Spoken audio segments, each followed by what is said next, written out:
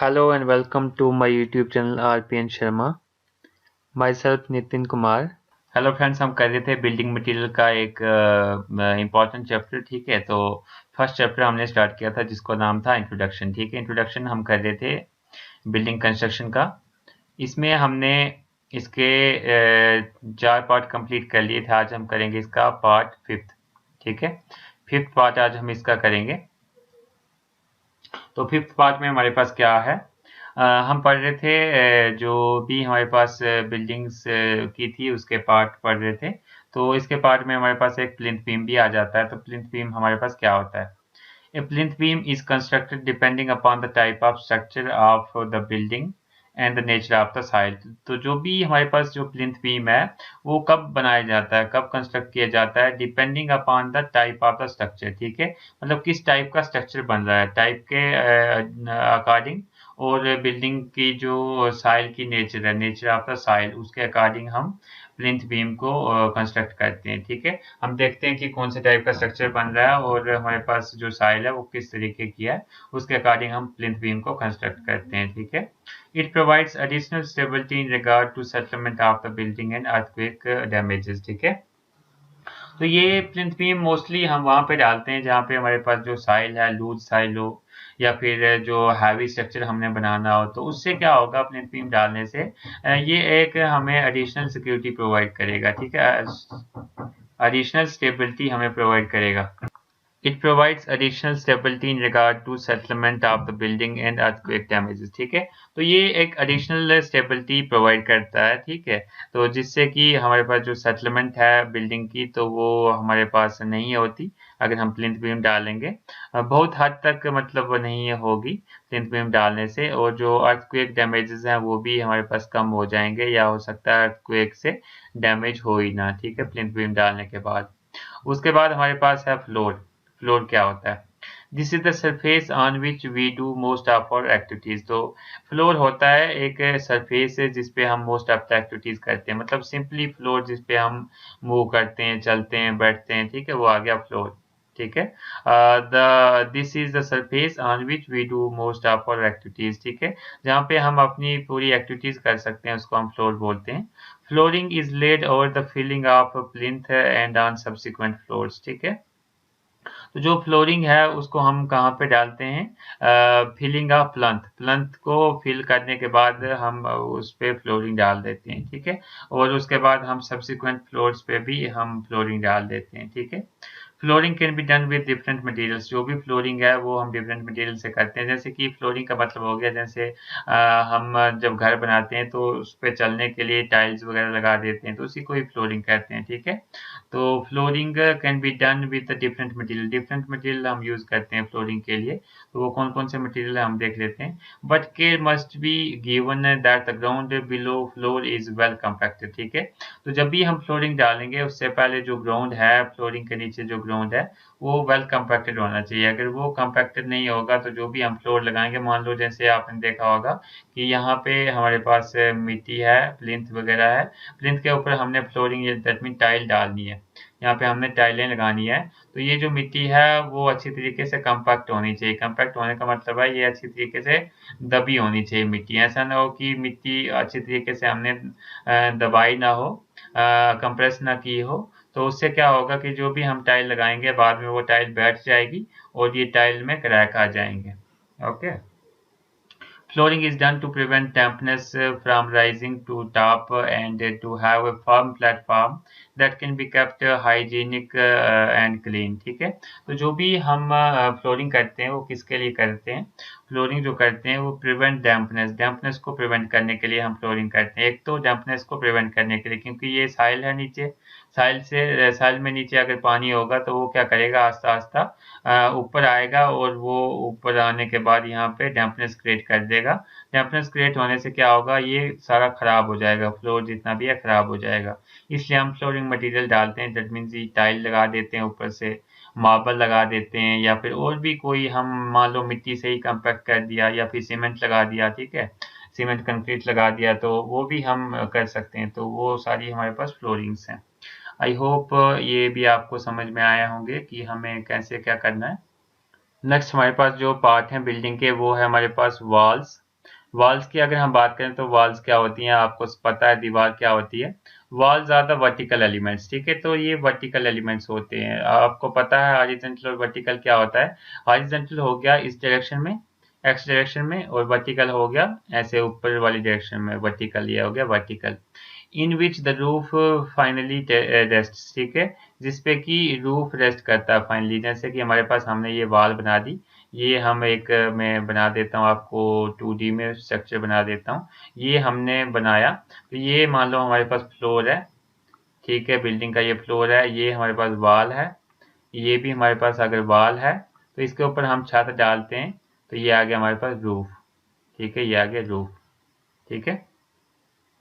They can be made of different material, तो different material से wall हम बना सकते हैं। ये जो दीवार है इसको हम डिफरेंट मटेरियल से बना सकते हैं। तो कौन कौन से मटेरियल से हम दीवार बना सकते हैं? मोस्टली आपको पता ही है कि दीवार जो है ब्रिक से बनाते हैं हम, मोस्टली ब्रिक और स्टोन से बनाते हैं। तो ब्रिक्स आगे ईंटें और स्टोन आगे पत्थर, तो ईंटें और पत्थर से हम वॉल बनाते हैं। उसके बाद मड से भी बना सकते हैं, मिट्टी से भी बनाते हैं, जैसे पहले हम मिट्टी से ही वॉल्स को बनाते थे। देन कंक्रीट ब्लॉक्स, कंक्रीट के ब्लॉक से भी हम वॉल को बनाते हैं। उसके बाद लेटरिटिक ब्लॉक्स, लेटरिटिक ब्लॉक्स भी ये कुछ ब्लॉक्स होते हैं, इससे भी हम वॉल को कंस्ट्रक्ट कर सकते हैं, ठीक है। If the wall are very long, अगर वॉल जो है बहुत ही लंबी होगी, column can be provided to carry the roof, ठीक है, कॉलम्स हम प्रोवाइड करेंगे टू कैरी द रूफ। अगर वॉल जो है लंबी है, वॉल की लेंथ लंबी है, मान लो हमारे पास वॉल है यहाँ से लेके यहाँ तक, बहुत ही लंबी वॉल है, मान लो आपकी कितनी है, कम से कम मान लो 15 फुट है, ठीक है। तो हमें क्या करना पड़ेगा, बीच में यहाँ पे एक कॉलम लगाना पड़ेगा। कॉलम क्या होता है, एक वर्टिकल मेंबर होता है जो क्या करता है, इसको सपोर्ट करता है। जो भी हमने वॉल जो भी सॉरी जो भी हमने वॉल जो खड़ी करनी है, तो उसको सपोर्ट करेगा ये, ठीक है, रूफ को सपोर्ट करेगा, सॉरी, वॉल को सपोर्ट नहीं करेगा। कॉलम किसको सपोर्ट करेगा, रूफ को। ये आ गया कॉलम और ये आ गया रूफ। तो ये किसको सपोर्ट करेगा, कॉलम रूफ को सपोर्ट करेगा, ठीक है। Walls provide privacy and enclosure, ठीक है, तो वॉल्स हमें क्या देती हैं, प्राइवेसी देती हैं और एनक्लोजर देती हैं, ठीक है। प्राइवेसी एंड एनक्लोजर का मतलब क्या हो गया, जैसे कि हमने वॉल बनाई, एक रूम बनाया, उसमें वॉल्स बना दी, तो हम उसमें बैठ के कोई भी बातें कर सकते हैं जो बाहर के बंदे को सुनाई नहीं देंगी, तो प्राइवेसी हमें मिल गई। एंड एनक्लोजर मतलब हम एक क्लोज एरिया में हम सेफली रह सकते हैं, ठीक है। Walls also provide security, security हमें मिल जाएगी वॉल होने से। Protection against natural elements such as wind, rain, sunshine, ठीक है। तो अगर वॉल हमने नहीं बनाई होगी तो हो सकता है वहां पे आंधी वगैरह आ जाए, बारिश वगैरह आ जाए, ठीक है, धूप वगैरह आ जाए, तो उससे हमें ये वॉल बचाती है, ठीक है। Openings are to be provided in walls for access and ventilation, जो कि मैंने पीछे आपको बताया कि जो भी ओपनिंग्स हम प्रोवाइड करते हैं, जैसे हम डोर्स प्रोवाइड करते हैं, डोर्स तो सिंपली हमें घर में अंदर आने जाने के लिए प्रोवाइड करते हैं, लेकिन जो विंडोज़ हैं वो हमारे पास वेंटिलेशन के काम आती है। उसके बाद जो लाइट है, लाइट अंदर आए उसके काम आ जाती है हमारे पास, ठीक है। नेक्स्ट हम बात करें बिल्डिंग के पार्ट की, वो है हमारे पास ओपनिंग्स, ठीक है। तो ओपनिंग्स में हमारे पास क्या क्या आ जाती हैं। Openings normally provided in the walls of door, ठीक है। वॉल्स में हम प्रोवाइड करते हैं ओपनिंग, जैसे ही वॉल बनाई उसमें हम ओपनिंग भी बना देते हैं। ओपनिंग में हमारे पास डोर्स आ जाते हैं, विंडोज आ जाते हैं और वेंटिलेटर्स आ जाते हैं। तो वॉल्स तो आपको, डोर तो आपको पता ही है कि जो दरवाजा आ गया, विंडो आ गई, खिड़की, और वेंटिलेटर आ गया, हम मतलब हवा आने के लिए और लाइट को आने के लिए छोटे छोटे हम बना देते हैं। विंडो टाइप की होते हैं, विंडो बड़ी होती है और वेंटिलेटर खाली एक होल टाइप का, स्क्वायर टाइप का या फिर सर्कल टाइप का कोई भी बना सकते हैं, जिससे कि हमारे पास अंदर हवा वगैरह आ सके, ठीक है। तो डोर्स यहाँ पे लिखा है डोर्स प्रोवाइड एसेस, ठीक है। डोर्स क्या काम करते हैं, एसेस मतलब हम अंदर बाहर जा सकते हैं। और विंडोज और वेंटिलेटर हमें क्या प्रोवाइड करते हैं, वेंटिलेशन, ठीक है, लाइट एंड वेंटिलेशन हमें प्रोवाइड करते हैं। उससे हमारे घर में लाइट आएगी और वेंटिलेशन दैट मीन्स हवा वगैरह आएगी। उसके बाद इसमें ही हमारे पास लिंटल्स है। Lintels are constructed just about the opening. Opening के ऊपर हम लिंटल्स डालते हैं, ठीक है। लिंटल्स हम कहाँ पे डालते हैं? जस्ट अबाउट द ओपनिंग, जैसे कि मैंने बताया आपको, खिड़की के ऊपर हम लिंटल डालते हैं, ठीक है। It is normally stone slab और ए कंक्रीट स्लैब, ठीक है। तो जो लिंटल हम डालते हैं वो स्टोन स्लैब हो सकता है या फिर कंक्रीट स्लैब हो सकता है हम लकड़ी का भी डाल सकते हैं लिंटल, ठीक है। उसके बाद हम बात करेंगे सिल की। तो सिल क्या होता है? सिल is the part of the wall that is just below the window. जो जस्ट बिलो द विंडो हमारे पास जो पार्ट होता है वॉल का, उसे हम लिंटल बोलते हैं। जैसे मान लो ये हमारे पास खिड़की या कोई, इसके नीचे वाली जो पोर्शन है वॉल का, यहाँ पे वॉल है, तो इसका जो ये वाला पोर्शन है, इसको हम बोलेंगे सील। और जो खिड़की के ऊपर वाला पोर्शन है, इसको हम बोलेंगे लिंटल, ठीक है। Lintels are constructed to hold up the walls above the opening, ठीक है। लिंटल्स हम किस लिए प्रोवाइड करते हैं? ये वाला लिंटल हम क्यों डालते हैं? क्योंकि इसके ऊपर भी तो हमने वॉल चढ़ानी होती है, ठीक है, ऊपर तक। तो इसलिए हम इसको कंस्ट्रक्ट करते हैं। Lintels are constructed to hold up the wall above the opening, to hold up the wall above the opening. जो वॉल है उसको हमने ओपनिंग के ऊपर भी हमने चढ़ाना होता है, इसलिए हम लिंटल डालते हैं, ठीक है। In earthquake-prone areas, a continuous lintel beam is provided all over the wall. ठीक है, तो अर्थक्वेक जहाँ पे आते हैं, जिस एरिया में अर्थक्वेक वगैरह बहुत आते हैं, वहाँ पे हम क्या करते हैं? कंटिन्यूस लिंटल बीम डालते हैं, ठीक है। कंटिन्यूस लिंटल बीम डालते हैं पूरे वॉल के ऊपर, ठीक है। जैसे मान लो हमारे पास ये घर है, ठीक है। तो घर है तो ये वॉल्स हैं, ये सारी हमारे पास जैसे वॉल्स हैं, ये रूम है, ये वॉल है, ये भी वॉल है, ये चारों वॉल्स हैं। तो हम क्या करते हैं? पूरे इस पूरे यहाँ से लेके इस पे क्या डालते हैं? लिंटल वो डालते हैं, सॉरी, लिंटल बीम डालते हैं, ठीक है। लिंटल बीम डालते हैं, जिससे क्या होता है कि जो अर्थक्वेक है उससे इसको जो हार्म है वो कम होता है, ठीक है। नेक्स्ट है हमारे पास स्टेयर्स। स्टेयर क्या होता है? स्टेयर आपको पता है, स्टेयर होती है सीढ़ी, ठीक है। Stair is a sequence of steps, ठीक है। स्टेयर होती है हमारे पास सीक्वेंस ऑफ स्टेप्स, तो बहुत सारे स्टेप्स को मिला के हमारे पास स्टेयर बनती है। And it is provided to effort the means of ascent and descent between the floors and the landing, ठीक है। तो असेंट एंड डिसेंट हमें प्रोवाइड करता है between the floors and the landing, floor और लैंडिंग के बीच में। तो स्टेयर हमें पता है, जैसे ऐसे ऐसे स्टेप वगैरह होते हैं, स्टेप्स टाइप के, हमें यहाँ से लेके यहाँ ऊपर तक जाने के लिए, ठीक है। ये आपको पता ही होगा। द अपार्टमेंट और room of A building in which stair is located is called staircase, ठीक है। तो जहाँ पे हमारे पास रूम में या अपार्टमेंट में जहाँ पे हम स्टेयर डालते हैं, उसको हम स्टेयरकेस कहते हैं। जैसे यहाँ पे हमने स्टेयर डाली, तो यहाँ पे इस एरिया को हम बोलेंगे स्टेयरकेस, ठीक है। द स्पेस और opening occupied by the stair is called stairway. तो जो भी स्पेस ऑक्युपाई कर रही है स्टेयर, जो भी सीढ़ी स्पेस को ऑक्युपाई कर रही है, उसको हम बोलेंगे स्टेयरवे, ठीक है। तो ये सारी स्पेस ऑक्युपाई कर रही है ये सीढ़ी, इसको हम स्टेयरवे बोलेंगे, ठीक है। There are different kinds of stairs are used in building. बहुत से टाइप की हम stairs यूज करते हैं, तो वो हम बाद में देखेंगे। लाइक आरसीसी स्टेयर, ठीक है। आरसीसी से अगर हम स्टेयर बनाएंगे, सीढ़ी बनाएंगे, तो हम उसको आरसीसी स्टेयर बोलेंगे। वुडन स्टेयर यानी लकड़ी की भी हम सीढ़ी बना सकते हैं। मेटल स्टेयर मेटल की भी बना सकते हैं। ब्रिक स्टेयर ब्रिक की भी हम सीढ़ी बना सकते हैं, ठीक है। आई होप आपको ये वाला लेक्चर भी अच्छे से समझ आया होगा। अगर आपको कोई भी डाउट हो तो आप कमेंट सेक्शन में पूछ सकते हैं। नेक्स्ट पार्ट इसी में हमारे पास है बिल्डिंग का पार्ट, रूफ, ठीक है। तो रूफ क्या होता है? रूफ होता है छत, ठीक है, ये हमें पता है। The roof provides protection for the building. तो ये जो है प्रोटेक्शन देता है बिल्डिंग को। प्रोटेक्शन कैसे? मान लो हमारे पास ये बिल्डिंग है, ठीक है। ये हमारे पास क्या है? फ्लोर है। ये हमारे पास वॉल है, ये भी वॉल है। इसके ऊपर हमने डाल दिया छत। ये हमारे पास मान लो क्या है? रूफ है, छत है।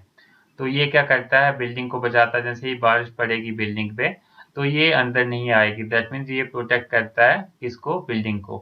Protects the building and people living in it, ठीक है।